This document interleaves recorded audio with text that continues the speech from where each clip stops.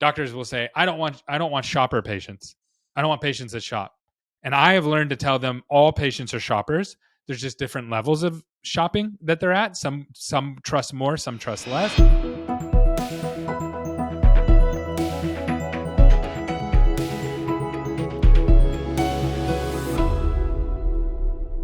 All right, we are live for episode, I believe it's number 5 of Dental Riffs, and I got some juicy stuff to talk about. Someone really ticked me off today, and I am going to talk about it on this show and get kind of vulnerable. And then my name's Gary, and I do dental marketing for people who need more new patients. Tanner? I'm Tanner Applegate. I'm CEO and founder of Unify, and we just love bringing together tech and operations. So that's what we're going to chat about a little bit today as well. But Gary, I'm excited to hear about your state of vulnerability and who pissed you off. Like, let's jump into that first. That sounds juicy. Yeah, so just so everybody knows, Tanner and I created this show because we talk all the time on the phone. And maybe in the first couple episodes we were getting warmed up, but we talk about like everything. So I was just like, Tanner, why don't we just record it? All this stuff that we talk about, I think other people might find it useful. Before I jump into that, Tanner, how's your company going? How are things at your company going?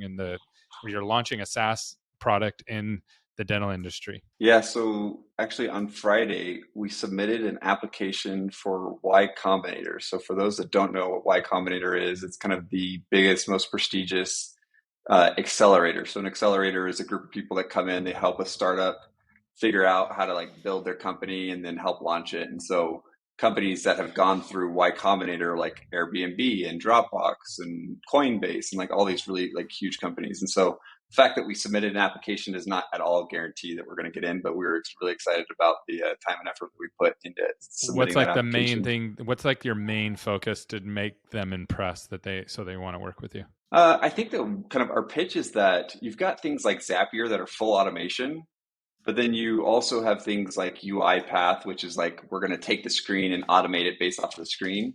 I think that we kind of fit in the middle where it's like Zapier requires APIs, UiPath does it based off of the user's experience. And we're going to say, okay, you know what, we're going to automate as much as we can, but we're also going to say there are a lot of processes in which people want to be involved in that process. Yeah. They don't want it fully automated, right? So we're going to be the framework that automates around that human process, which is something that I think is unique compared to what the competition is doing out there. So I think a lot of people who hear that in the dental industry are going to be like, what does that mean? Like, so what's like a practical use case of that? Like if I worked in a dental office, how would I use that?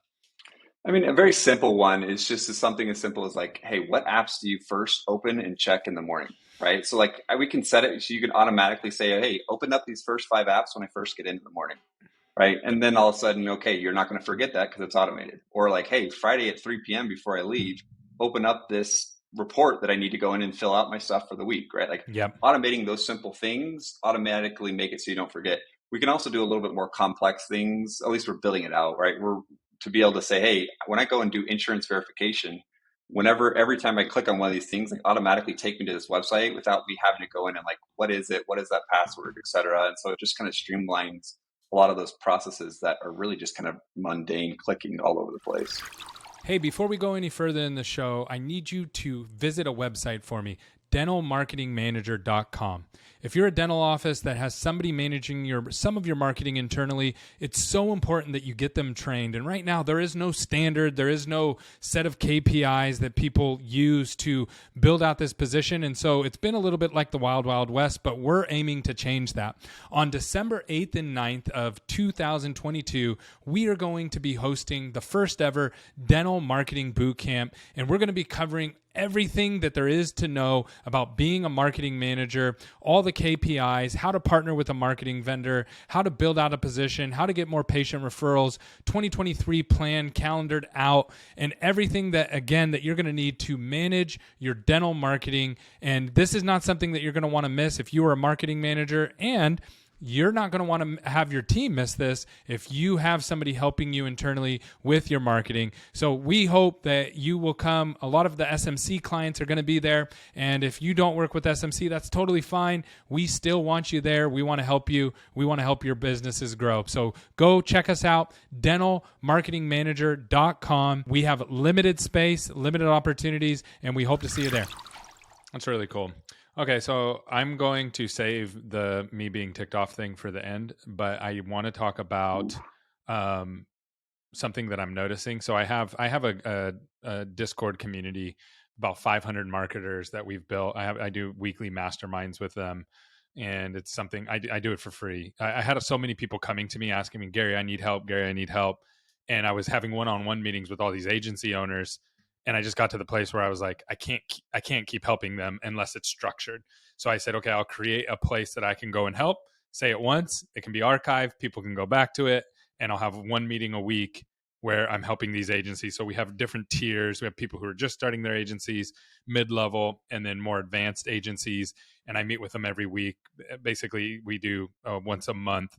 Everybody has a mastermind, and that's something that I've been working on, which I'm really excited because this is going to have huge impact on the dental industry. So I'm learning how to do this in the marketing industry to move back to the dental industry to help people have masterminds there.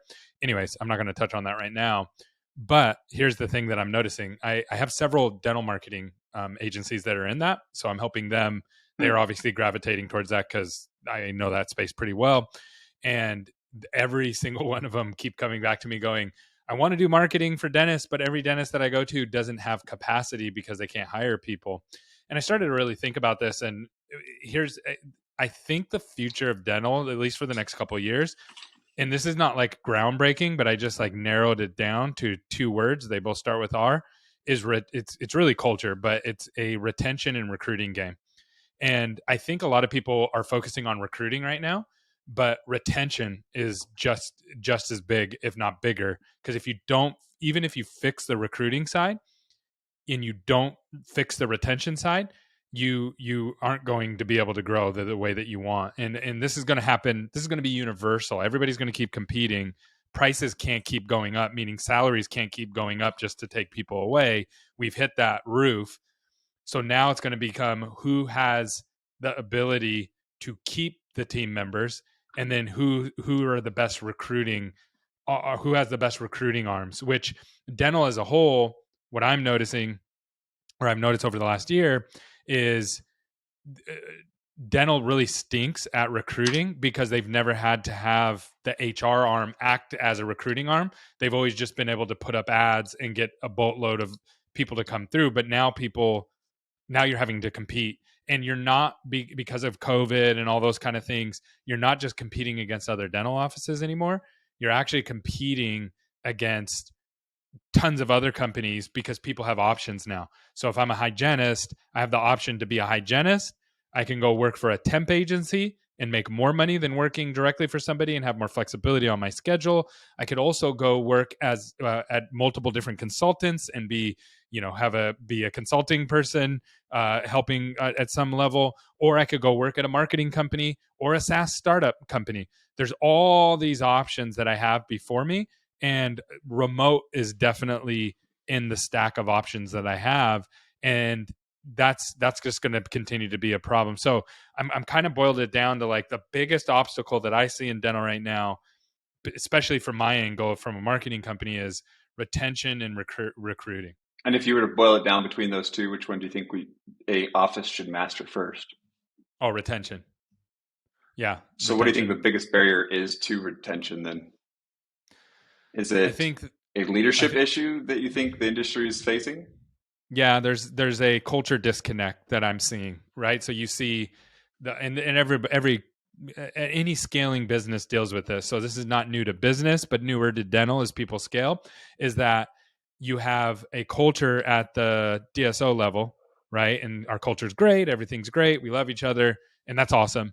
But then you have a separate culture at the office level with a lot of turn and burn going on there, and because you have to, right? And so you have these 2 different worlds that you're dealing with. You have the DSO that's kind of remote, let's say call it that. They're remote from the offices, and then you have the offices that have a whole separate flavor of things that are going on from a culture standpoint, and you have to learn how to have bridge that gap culturally. Like building culture is hard, building culture remotely is super hard. Yeah, I'm sitting there thinking about reflecting on my experience with this and where were the biggest pain points that we faced on that retention scale. And one of the things I think that we struggled with was in a decentralized world, right? Like if you everybody in the office serves a specific position. And if that position doesn't have the expertise to be trained well in that location, now all of a sudden they're going to always be floundering of like, how do I do my actual job right? Mm-hmm. And that's always a failure for, I mean, a setup for failure, right? Like if you Yeah. don't know how to actually do your job right, and the So give me people an around you example. can't be What's like a there. tangible example of that, like at the local level? Yeah, so like let's talk about like even treatment planning, right? Like treatment planning is one of those skills that you have to keep in the office that if you're not trained on how to treatment plan right, you're not going to go in and close a lot of these cases of like, hey, people need to be doing this, right? So you have this maybe you have an office manager that's really good at treatment planning, maybe you don't, right? Maybe the office is too small where you don't actually have that.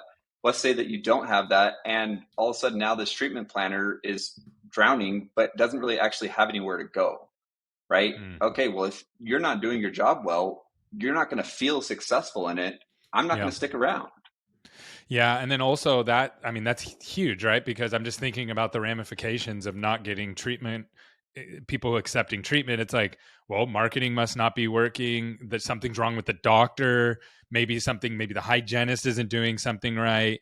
Maybe like there's all these areas that you can go look before you even think about, hey, what about the person that's presenting this treatment? Right. And so Totally. you can have this dumpster fire now of an office just from that one problem. You can have a mass. We're not hitting our numbers. We can't afford to have this office. We need to fire our marketing team or fire our marketing company that we're working with. The We need to stress find another. levels go up, Yeah, which all of just it means goes. everything else starts going bad. Yeah. Yeah, and so that's just one problem. Like everything else could be perfect in that office. Like literally everything else could be perfect. That one thing goes south, and if you don't have that, either have a pulse on that, or if you don't have a someone there to help support that, that's where that person quits, and then now you've just quadrupled down on your problem. So all those problems I just described, now it's even far worse. And now usually what offices end up doing is scrambling and just taking someone like, do you breathe? Yes. Okay, great. And I'm not knocking anybody. I get it, right? Because you're trying to survive. And so the business itself is on life support. And so you end up going out and hiring somebody who has even less skills than the person before. And then everything falls apart. And then what I hear at a higher level, so I hear to people who have like 5 offices, 10 offices, they're like, no one's following our systems. It's like, well, yeah, because it's a dumpster fire, right? When you have a dumpster fire, you can't follow a system. It doesn't even, it's not even registering. Systems aren't registering in people's minds when they're running thing to thing to thing to thing. Yeah, totally. And so I think that like the professional training and the professional monitoring is one thing that's broken across DSOs. And then at the same time, like even if you master that, right, like you get the person in that's got the perfect skills that can do the job great, then it becomes like this personal training and personal monitoring, right? Like core values, culture, et cetera. And like that's what we kind of have been alluding to. But I really do think that the bigger problem of retention stems from the professional aspect because I think that's what people focus on more. But then also once you get that done and dialed in, like, yeah, that personal aspect of like, okay, is this person actually fulfilled in this job? Like, do they have a future that they're excited about? Are they enjoying the interactions with their team in the positions that they're in, et cetera? Yeah, I think if people had to measure their culture by retention, people would have a different outlook on how well their culture was performing. Yeah, I have a community of um, operators that we connect with like on a monthly basis, and we have this chat that's going on. And one of them recently was like, "Hey, what do you guys do about your employee satisfaction?" Right. So we talked about the employee net promoter score and how that doesn't directly correlate to specific things like how well the manager is doing, but overall, you should be measuring your employee satisfaction in their job.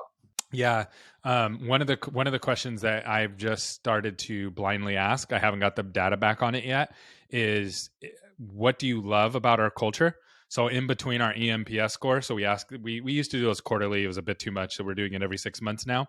Mm, And we have our last score was 84, which is like for 100 that's team members, awesome. it's insane. It's insanely high, which I'm very thankful for our team, like making that work. And it's a lot of work to it doesn't just happen on accident, right? Okay, so now in between that, we want some more feedback. So what we're adding now is what do you love about SMC's culture? So what do you love about our company culture, and what do you hate, or what do you just not like about our culture? Because they're going to give us some feedback, right? Even if they love it, even if everybody loves working here and it's great and our turn is super low on our team members, what do you love about working here? And then the other thing that I want to start measuring too, and this is on a blind level, is so I don't know who's actually saying this stuff. I just want the information back from them, and I don't want them to feel, and we've built this relationship, it doesn't happen overnight, but I don't want them to feel like there's going to be repercussions for them answering these things. Right. So doing it blind, and then the other thing about doing blind things is people don't usually trust that they're really blind the first couple times that you do them. Right. Like people have to test it out and say, okay, I'm going to say something crucial. Let's see if I get in trouble or if I get reprimanded for this. So we've built that for over time. So here's the other thing that we've been asking is, or we're just about to ask, I should say, is what percentage, to what percentage do you directly contribute to the company's success? And then to what percentage does your department directly contribute to the company's success? Now, what I anticipate is going to happen Mm-hmm. is people are going to way overestimate, right? Like, oh, we're 80% or 50% or 33%, right? And then when I add up all the percentages, it's going to be like 4,000%, which is impossible, right? But that's what you want. We want people to feel like they're contributing and to the overall success. Now, if that number's low, if everybody comes back and that number's low, then we have a problem. And because they feel like I'm just doing a mindless job that doesn't really impact the overall success, or I mean, they're not clear That's on interesting. where we're going. So those are the two levers that we're looking at right now to pull in between our EMPS course. When are you closing that? When are you supposed to get that first round in? I think this week or next week. I should actually this week. Okay. I'm supposed to get it this week. Yeah, I'll let you know when I get it. I don't know how I'm going to Keep us quantify. updated on that. Yeah. I'll add it to my show notes so we talk about it next week. But yeah, I don't know how I'll quantify the data yet. Like I don't have a way to like, oh, our score was this at the end. It's just information to be able to go back through, and then I'm sure I'm going to be able to go back later and look at it and go, okay, I'm going to ask it this way this time to better quantify, because that's going to be the next step is how do I actually take this information and use it? I'm interested to see the percentage of impact that you have on the company aggregated together. Me too. It's I amazing know. when you get a 4,000% contributed company. Yeah, it is. You can do big things with that. Okay, so another thing that I have. All right, I'm super nervous about something. So, well, I'm too nervous about two things actually. So, number one, I haven't really been. I've gotten really, really good and comfortable to doing Zoom stuff. I do five. I was just telling my wife I'm doing about 5 podcasts a week. So 4 that I do, and then I'm going on someone else's. So I'm usually doing a minimum of 5 a week, and so I'm really comfortable with those. I've done a ton of webinars with a ton of people on them, totally comfortable with those. Not even a big deal. Like I walk right in right before, and it's like not even a big deal. But Right. because of COVID, I haven't been doing a lot of public speaking just as much as I used to, and so I have something coming up next month. It's a clinician. By the time this airs, I think we'll already have had it. It's a how to go from clinician to CEO. Polaris and Mark Mm. Costas is putting that on. So I'm speaking at that. There's only going to be about 200 people there, but that's an interesting one. But then I'm hosting, so I'm kind of warming up for that, like that idea. Okay, get back in the flow of it, and I've done that before, so I'm not as nervous about that. But the one I'm really nervous about is we're doing a boot camp in December for marketing managers. Not really nervous about that. Like if you gave me a Zoom room full of marketing managers and said, "Hey, let's just Okay. talk," I'd feel really comfortable about doing that. But where I'm super nervous is I've never hosted an event before, so I'm really flying blind doing that, and we're gonna just start marketing it as I'm filming this right now. The website will be done, and it's gonna be dentalmarketingmanager.com. And anyways, super nervous about that. No, I'm super excited about that, Gary. I imagine that hosting the event is completely different just because like now all of a sudden you've got a new skill set that you've got to either bring somebody in from the outside or figure out how to train somebody quick, right? Internally. But I mean, yeah, I was at an event recently where I was sitting there thinking, oh, we got one of our mutual friends, Jody Evans, has hers this week, right? Yeah, I'm And going to that. so Yeah. I was sitting there thinking, how many like how do you go through and make sure that all the little touches like all come together at the end, right? Like, because nobody really talks about it when you're at an event, but No, there's so much work that goes into so thinking much. about every little detail. And then And kind I of think you take this, it for granted too, right? Like when you're at those events, you're like, oh yeah, that went smooth, or yeah, I had my thing in my room, and you're like, yeah, now I'm going through and thinking about that, and I'm getting really scared. it's funny though, because you go to like one of those first events and stuff, and if people don't publicize that it's like their first event, they're pretty harsh critics, right? Like, oh my gosh, they didn't do this, or we didn't have this, or this was bad. It's like, okay, well, let's understand and realize that A, it's no easy feat putting this on, but B, let's make sure that we understand that this is the first one of many to come. And I think that's what Zentist uh, last year we were chatting Yeah. about that. With they did their boot camp for the first time, and I think they did a great job of balancing. Like, hey, this is a first time event, but we're still going to provide a ton of content and value, so you'll want to come, Mm. right? So I think that would be kind of the key for you guys is to make sure that people recognize this is the first of many. Which Oh, I think understanding yeah. the first is a crucial part. I But plan on talking. um, Plan on opening it up and just at the very. That's the one thing I've learned about being vulnerable is just like when you're scared and nervous about stuff, just talk about it all the time because then number one, people are not as harsh, right? Like people aren't is judgmental. But then number two, people actually show up and help. Like more people are like, hey, let's help this. I've already had people reach out to me and say, hey, we'll help you. We've done a bunch of events before, and so yeah, I'm excited. I'm excited to do it, but I'm just like I don't know what I totally don't know. And that's the part that drives me nuts is like, I already know I'm going to have a list of like 500 things of like, this didn't go right. This didn't go right. This didn't go right. So I just, you don't know what you don't know. But anyway, I have multiple people that we're meeting with that we're going through and showing them like, hey, here's what we built so far. What are we not thinking about? What are we missing here? right. And yeah, so that's where we're at with that. That's awesome, though. Super excited about that. I think that communities around physicians are so important right now because of the fact that, like what we just mentioned earlier, right? The disconnect on someone's role within an individual organization, right? You got to be Here's able the to have a thing. community of like, how do I get that professional advancement and growth? Well, here's the thing about marketing managers.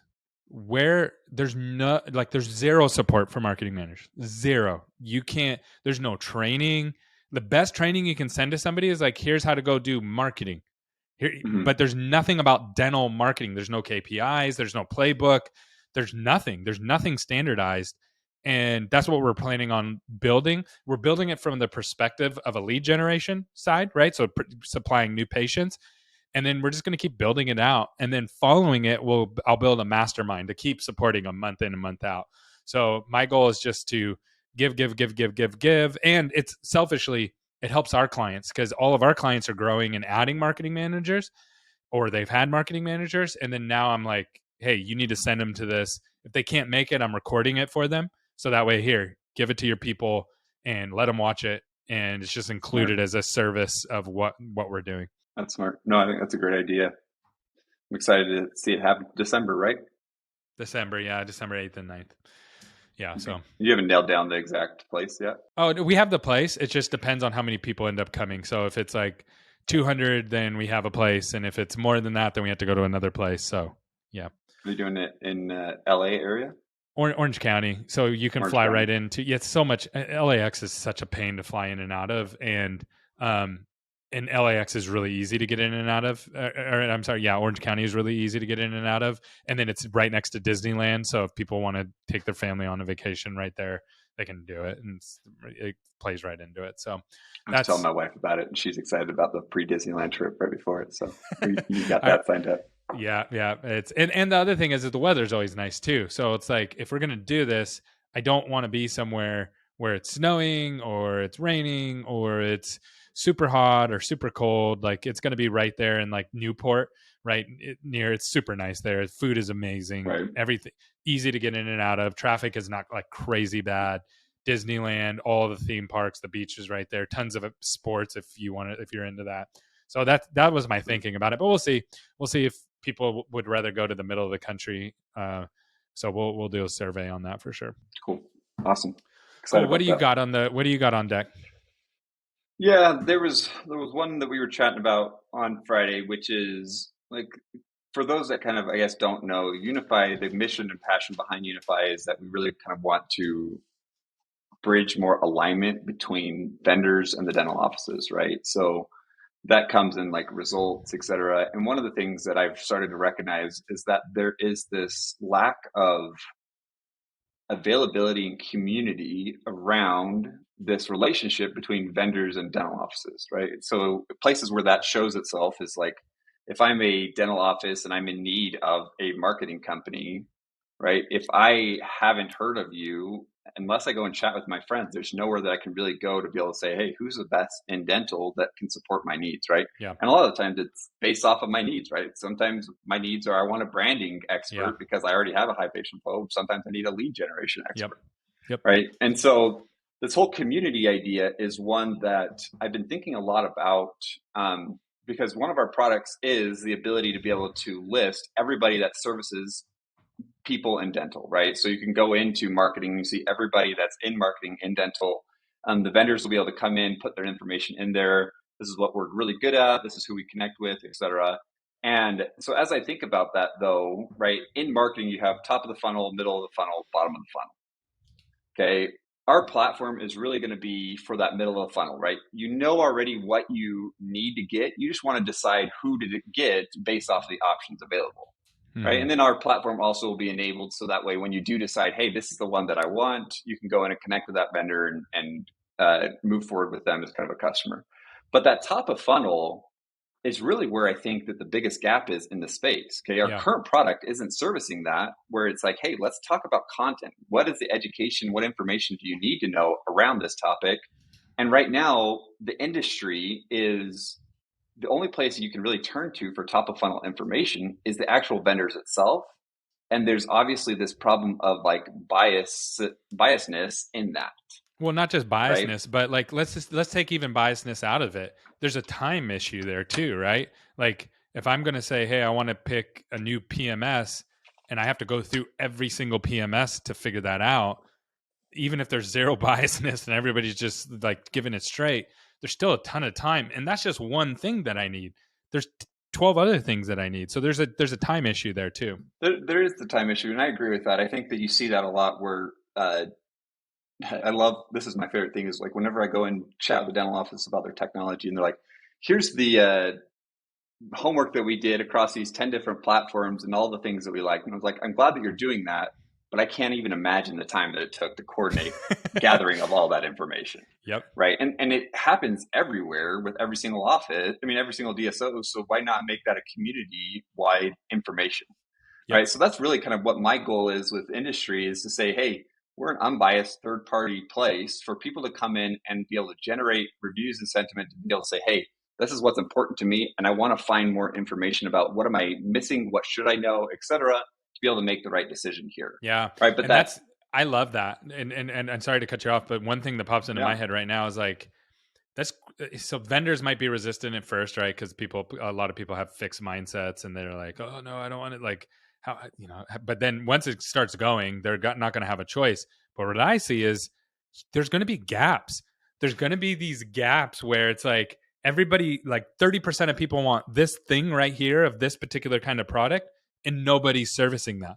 And so all of a sudden someone can take a product or a service that they have and just go boop, move right into that niche and instantly serve a market and be this amazing savior for those group of people and build a really cool business around it. Yeah, no, I agree. And I think though as I think forward into this, the biggest issue around this is the whole chicken and egg issue, right? How do you get the people in there first in order to get the information that you need to generate the content that they're interested in, right? You can't get information from somebody that doesn't exist. Right. And so the reality, as I've gone through and thought through this a lot, there's a lot of ways in which we can generate initial content to be able to then hopefully be able to start that community around this content. right? An idea that we've had or discussed is that people, where do you go and turn to right now to talk about this kind of stuff? And Facebook is that place, Yeah. right? So as Unify Industry, we've discussed, okay, what if we just go through and do a sentiment analysis on this, right? So we decide a category, practice management softwares. We can go in and say, okay, how many times is each software brought up in a positive light? How many times is a Mm-hmm. software brought up in a negative light? So then we can do kind of one of those like magic quadrant grids or whatever and say, okay, it looks like this one's brought up the most, Yep. but here's the spread between positive and negative sentiment, Mm-hmm. right? And so that'll be able to at least be able to say, hey, from a globalized kind of democracy type of view, here's how people are feeling about these individual softwares. It's not feature based, it's not our opinion, right? It's just kind of democratized based off of everyone else's. What are your thoughts on that? Yeah, I think that's really cool. I think even beyond that, having a centralized place to search for things, which I know you're working on as well, is humongous. I think that I I can't even put a price on it. But how? So, are you thinking like more like this is like a community where people meet, or is this like a community like a Slack channel where people are interacting? Well, that's where I want to brainstorm, right? That top of the funnel is all about education and content. And I think that we have to be the place for that to exist. But how to actually keep that community actively involved, I think that you have to have a method for members that are a part of this community to interact with each other, right? It Yeah, can't agreed. always be just content Yeah. Mm. coming at you, Yeah. right? So as I think about kind of who would be the ideal community member, it's really anyone that has any decision making around vendors or softwares that they work with, right? At first, I Mm-hmm. was like, oh, it's operational leaders. I think that operational leaders play a big part of this, but I've even had like RCM people reach out to me and say, hey, I want to know more information about the RCM options out there. Or even marketing people are like, hey, I want to know about like what's the best like reputation management software that's available to me. Or they're Yep. even like outsourcing the actual solutions, but they're just like, hey, I want to look at all of these type of communities. So I really think it's really anybody that has any influence around the vendors that they build a relationship with as a company, right? So how do you get those type of people spread out across so many different positions to communicate in a productive and engaging way where they want to? Yeah. So I think you start. I would start niche, right? So I'd start and say, okay, I'm going to help these group of people, and here's what we have for you. And then I would build out. It would be something that I would know a lot about, and then I would bring in one or two power players, meaning these are people that are influential in that niche of dental, and then I would get a couple people who are louder on social media or somebody who can, get the message out and say, hey, I'm going to start with you guys. Let's work out the bugs in this. It's beta, right? Like we're just trying this out. And then once that is working okay, and we have a conversation going around that, and I've kind of worked out some of the bugs around it, then I would go do the next vertical. And so what I'm picturing is like a Slack community that you have. And I don't like Facebook communities, and the reason I don't like Facebook communities is you're basically at the mercy of Facebook. If they decide to turn you off, you're done. And Right. I do like the shareability of Facebook, but I feel like Slack is eventually everybody's going to have Slack in everywhere. So I don't feel Well, like it's that's the problem though, is like if you think about dental, Slack presents a big issue because it's not HIPAA compliant. So people are afraid to bring Slack into their organizations because they don't want people to start feeling comfortable to share PHI. yeah. So you feel like it's going to be hard to get people into a Slack group, but why do people get into Facebook groups? Because Facebook groups isn't also a platform that's used in daily communication, right? You Oh, know I not follow to use you. Facebook Yeah, yeah. internally. Yeah. Okay, so you're saying so people aren't using it internally, so therefore people won't get on it as an individual. Yeah, they don't have it already set up for their company, so why would they have it set up personally? Got it. Okay. Yeah. So you got to overcome that. That's something that's interesting because I have to think through that then because I'm thinking about setting up our mastermind around Slack. So that's something I might need to think about. Anyways, I'm definitely not doing Facebook though. No chance. I'm not going to invest into Facebook. And then have them change their rules and how they do things and be in the metaverse. The next thing, you know what I mean? So I'm picturing this community that you have multiple levels of conversations happening across different niches. So you have marketing, you have um, IT, you have HR, you have these different subgroups happening. And then if you want to jump in there, there's a whole world happening underneath there. And then you need to make it like searchable and whatnot. Is that kind of what you're envisioning? Yeah, I'm envisioning that. I think that the initial idea is how do we get them attracted and brought in, right? Like that's the first thing. And so yours was interesting because you were doing this podcast around marketing agencies and how to build a marketing agency and growing my marketing agency, et cetera, right? Like I can, and so I think that what we've thought about is, okay, what's the content that people are interested in around these softwares? For example, practice management softwares. Let's start there providing content, but how do I get what they're interested in without them actually being there first, right? The Oh whole yeah, chicken and yeah. egg issue. Oh yeah. So what I would do in that exact situation is I would create a podcast. I would make it generic enough that I could pivot it, right, and talk about whatever I wanted. And then I would bring on people to talk about said problem or said niche.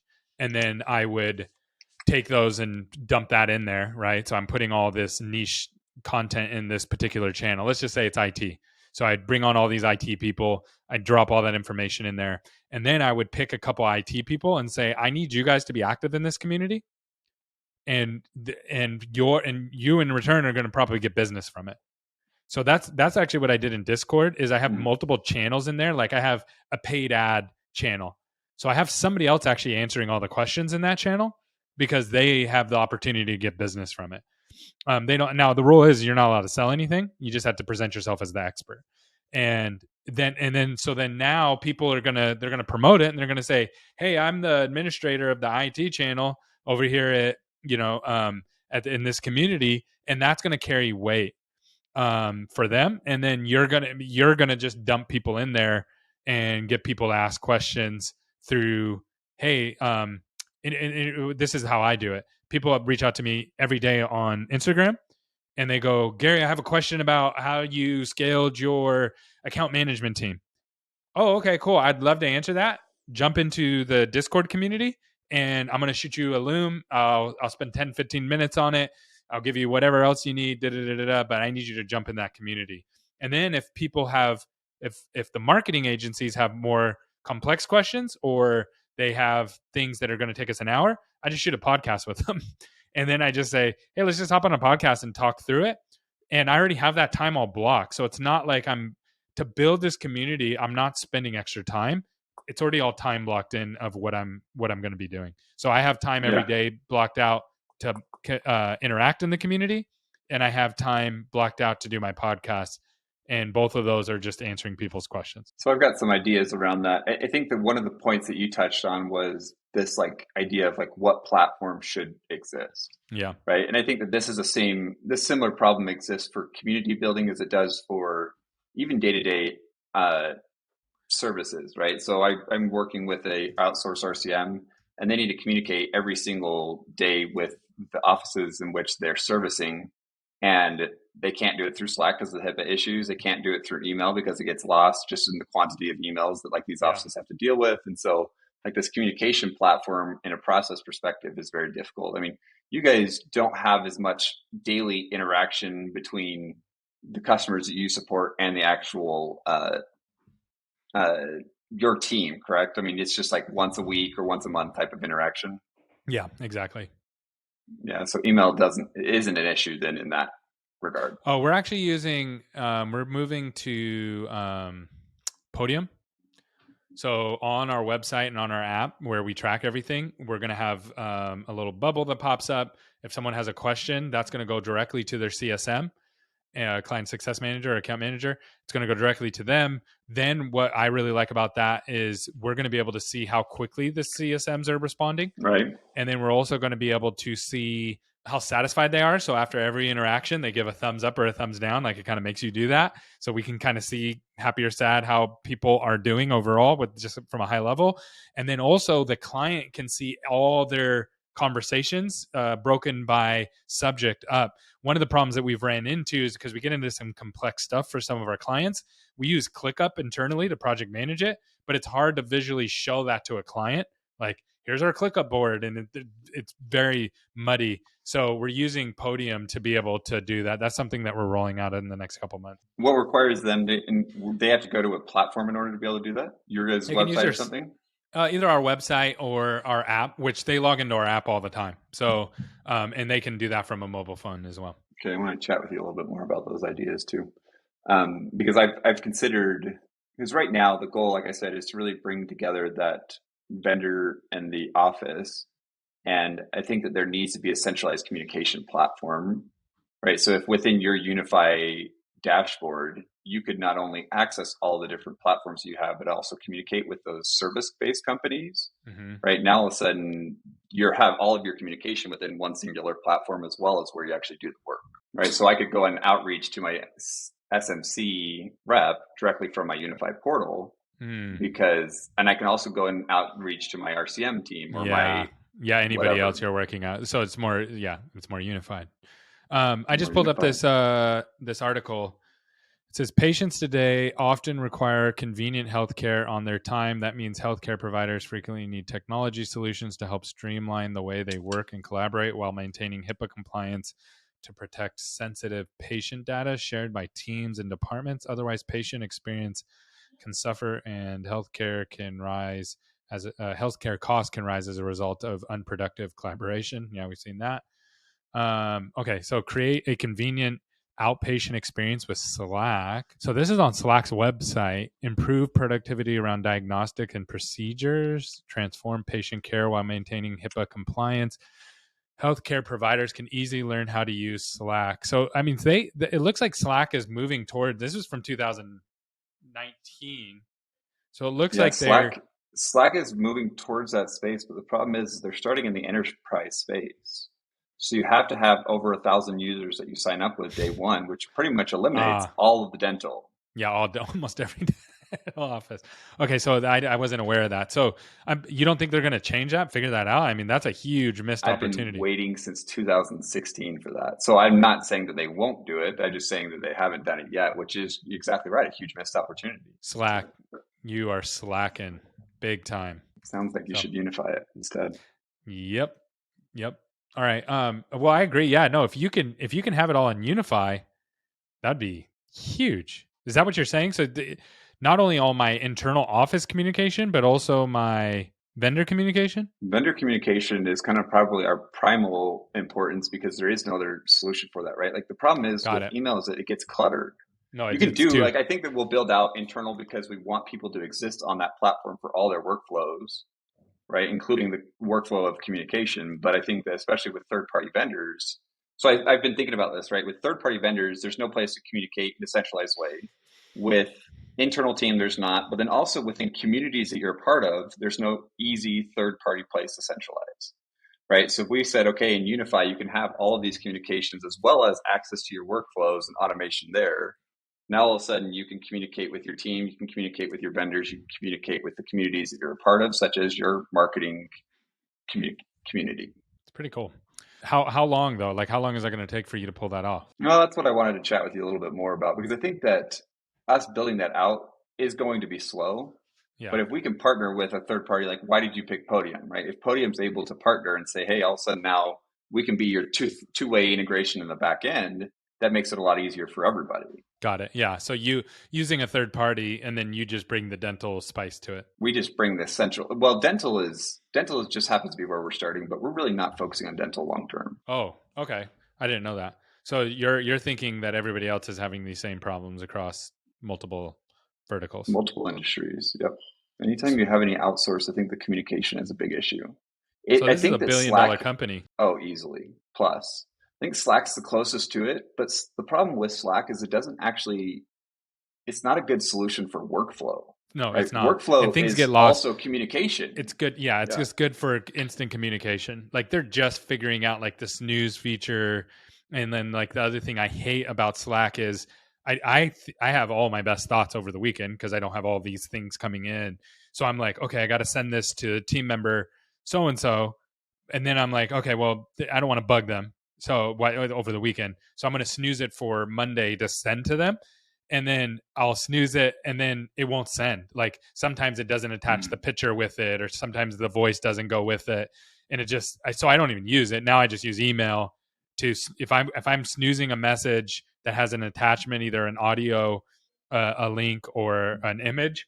I don't even do it on Slack anymore because I don't trust it. Gmail is consistent. Interesting. Yeah, no, that's exactly right. And then like as I'm sitting there working with this outsourced agency, yeah, I mean, again, that communication back and forth between, because you can't force somebody into a specific platform, right? Like I can't force you to exist in the day to day within this style. And so either they have to be extremely flexible where they're interacting with like 50 different platforms because they're trying to collaborate with the office, or we just say, you know what, let's try and bring it all and unify it again into one single place. That's smart. Yeah, we definitely got to talk more about that. Okay, so I'm going to tell you what I got upset about, and you can tell me if I'm crazy or not. Yeah, okay, sure. I need your this is more like counseling and than anything else. Okay, Send you so the I had bill somebody after. reach out to me. So all of our clients are referred to us. So we don't really like market ourselves or, running ad. We're not like focusing on SEO for people to type in dental marketing and find us. So everybody, we're trusted to a certain point. So I had somebody reach out. They had multiple options that they were given to talk to. We talked to them and we told them up front, like, hey, what's your marketing spend? We're going to even see, we always go through and see, is it viable for us to even work together? Can we beat what you're currently doing? And can we meet your expectations? So that's always the first thing that we evaluate. And this guy's been burnt before, so he was hesitant to put that information out there. And so, which I understand. So I said, no problem. So I'm going to break my process. I'm going to go high level for you. And so we went high level, and then he was like, well, I need more strategy. I need a lot more strategy. I said, well, usually we do that after people sign up because there's a lot of work that goes into the strategy. I've done enough strategy to know here's what I can do. Here's how much it's going to cost. Here's what your cost per lead is going to be. Here's what your cost per acquisition is going to be. And he was like, no, I need more than that. So he said, okay, let us put something together. Give me a week. I'm going to literally go into your market and figure out, he had multiple offices. I'm going to figure out a competition. I'm going to figure out opportunity. I'm going to figure out all that stuff. I'm going to lay it on a map. I'm going to give you as much information as I can give you from a strategy standpoint, which is a lot of work. We don't normally do that for non-clients because it's so much work and there's so much labor involved with it. Anyways, or we never do that for non-clients. I'll say that. So I broke our process. And then he calls me, hey, I got 2 offices. I really need help. I have multiple dentists that are coming in soon. Can we speed this up? And I was like, well, yeah, we can speed it up. Here's some pricing. Like I was going to give you the pricing next week, which is today. And we're going to go over all the strategies still, but let me just give you the pricing so you have everything. I'm not trying to and then he reaches out and goes, after we've done everything, a couple hours before the meeting, never mind, I don't want to meet. Have a good day. And this is after multiple conversations. And it made me upset because of all the investment. And the thing that makes me most upset is I know these dental offices hate when patients do this.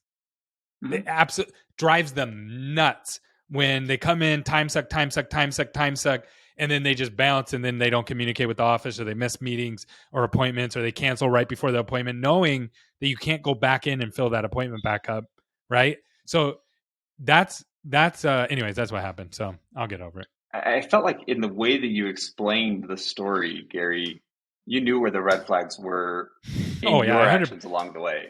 Oh, 100%. I knew red flags all the way in. I'm like, okay, I'm breaking process. Hey, team. I had to jump in to break the process. I had to jump in and be like, nope, I'm breaking this. I'm breaking this. I'm breaking this. Why did you? I don't know. Well, I wanted to help him. Like he was like, hey, I need help. And then it became a game of like, okay, now he's not a dentist. I'll say that, because he was like, I want this. And I'm like, look, our sales process isn't set up to do that because dentists don't care about that. You're asking for stuff that dentists never ask us for. And so I broke stuff that you were excited about, that was a real kind of like value add, or was it stuff that like he thought he wanted, but you're like, I know that you don't actually want that? No, it's stuff that we already do. We just don't talk about it, right? Like the dentist doesn't talk about my biology when they do a filling and how that's going to, the filling's going to work with my body and all that's they don't do that because patient doesn't need to know that, right? And the patient is like, whatever, just make it stop hurting and make it look normal. And And so anyways, it was just a lot of extra time investment into it, and just the way that he did it. The part that drives me most nuts is that it's like this. I have the doctors do this a lot. Doctors will say, I don't want shopper patients. I don't want patients that shop. And I have learned to tell them all patients are shoppers. There's just different levels of shopping that they're at. Some trust more, some trust less. And the real question you should be asking is, do they have the finances to afford treatment? If they have the finances to afford treatment and the means to get that work done, we want all the shoppers in the world. And dentists always cringe at that. And I always remind them, every dentist that I've ever worked with has been a shopper. Every single one of them. And not because they're not good customers, and not because they don't have the money to afford it. It's because they really value, they really want value. And so they really go into a lot of details and really ask a lot of questions.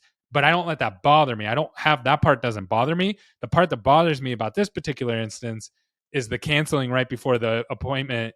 And you can't, he could have communicated last week or whatever. And just kind of like, never mind. It wasn't like, hey, you know what? If he would have said, hey, Gary, you know what? We decided to go in a different direction. Da, da, da, da. No, I don't have a problem with that. It's the just bouncing, being very vague about it, and then leaving that spot open on my calendar. And if that was a patient that did that at his office that needed specialty work, which they do, so I know he understands that, they would not be happy about that, 2-hour slot open on their oral surgery calendar. Yeah, I think that the interesting thing to reflect back on for yourself is why were you willing to break that process? And in the future, if that happens again, where you feel the desire to, is it still what you should do? Because the reality is, you said you did it because you wanted to help him, but if you were to think even kind of deeper, the best way to help him is to actually get him through your sales process and get him actually on your platform where he's now getting results, right? Like that would have been the best way to help him. Yep. And so where people aren't quick enough to recognize and realize that, is breaking of the process really actually that worth it? Yeah. Yeah. And I think the reason I justified it is a great point, and is exactly probably how I would answer it if you asked me this question, is like flip it back on me. And the reason that I did that, now thinking through it, is because I was like, oh, to get him through this process, these are the things that he needs. And then what I did it once. I might do that again. Like, I don't think it's a bad idea to present strategy earlier on for the right clients that are really serious, right? But when he was like, hey, now I need to speed everything up and give me this, this, and this, and this, and we'll talk about strategy next week. That's where he hoodwinked me. That's where he got me. I should have just been like, I can't speed up the process. There's nothing I can do. I need more information. Because then I'm answering questions. I'm answering hypotheticals that don't really mean anything in the real world. Right. And the reality is, you're also one of the million shiny things he's also probably chasing. Right. When someone's on fire, they're on fire for a lot of reasons. Yep. Exactly. Well, cool. Anything else that we didn't cover? We got a couple more minutes. No, I think there's a lot more that I'm excited to chat with you more about, as far as community building and process and workflows and stuff. But cool. Awesome, man. Well, you have a good day. All right. Talk to you later.